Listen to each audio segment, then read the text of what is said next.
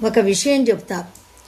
మనం చిన్నప్పుడు పిల్లలకి ఐకమత్యమే మహాబలం, కలిసి ఉంటే కలదు సుఖం, ఇలాంటి నీతి కథలు చెప్తూ ఉంటాం. పిల్లలకు కూడా చాలా ఇష్టంగా ఉండేవి. అలాంటిదే ఒకటి. మన ఇళ్లల్లో మనం ఎక్కువగా కోళ్ళను చూస్తూ ఉంటాం. కోడి 21 రోజులు గుడ్ల మీద పొదిగి పిల్లల్ని తయారు చేస్తుంది. ఆ పిల్లల్ని అతి జాగ్రత్తగా పెంచుతుంది.